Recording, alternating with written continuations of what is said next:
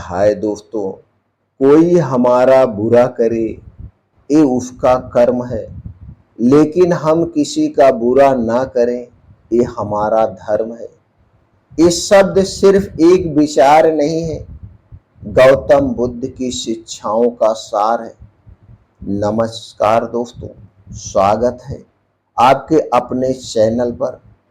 आज के वीडियो में हम जानेंगे बुद्ध ने कर्म और धर्म के इस गहरे दर्शन को कैसे समझाया और क्यों ये विचार आपके पूरे जीवन का मार्गदर्शन कर सकता है। कर्म और धर्म में क्या अंतर है? गौतम बुद्ध कहते हैं, कर्म हमारे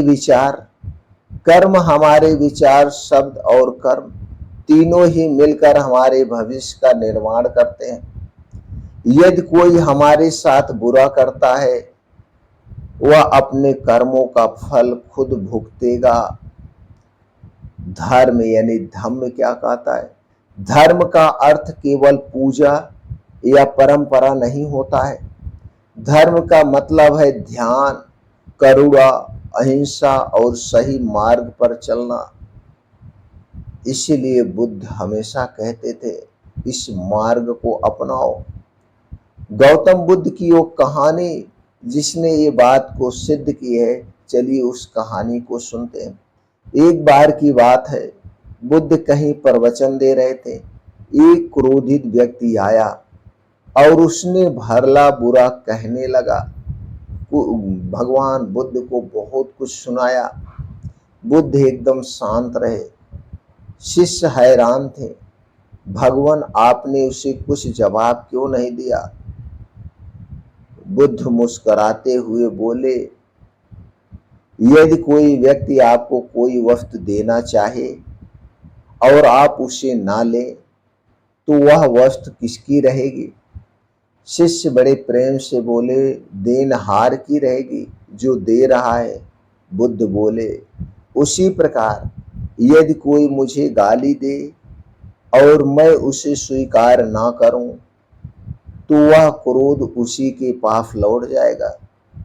यही है बुद्धि का करुणा पर आधारित धर्म, जहां प्रतिक्रिया नहीं जागरूकता होती है। बुद्ध ने सिखाया, क्रोध एक जलते हुए अंगारे की तरह है जो पहले खुद को जलाता है।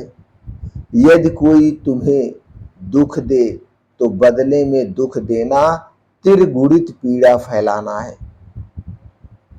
इसे हम 4 स्टेप में समझते हैं। पहला स्टेप, खुद को रोकिए प्रतिक्रिया देने से पहले।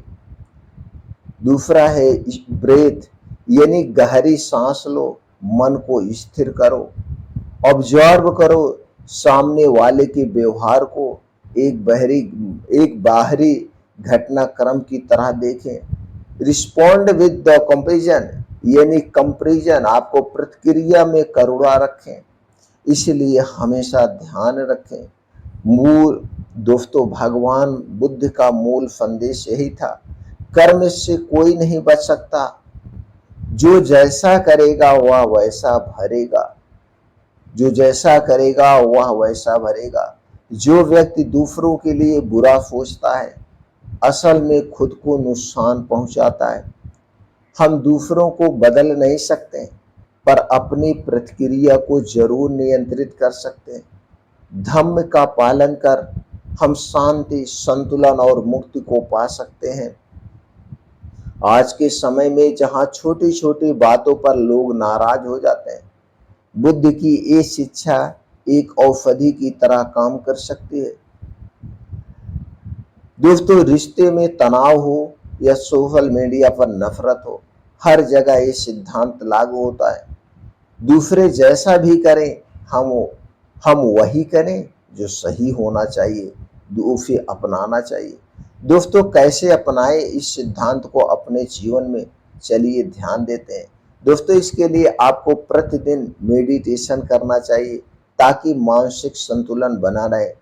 करुणा का एक पत्र लिखें, जिनसे रुष्ट है उनके लिए एक करुणा पत्र मन में लिख लें।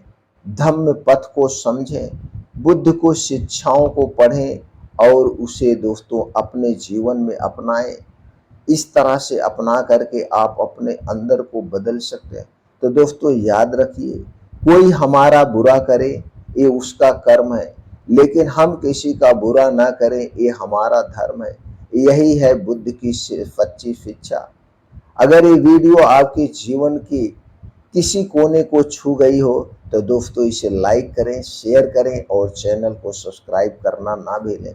मिलते हैं अगले वीडियो में, तब तक के लिए दोस्तों करुणा और शांति के साथ जिएं। नमो बुद्धाय।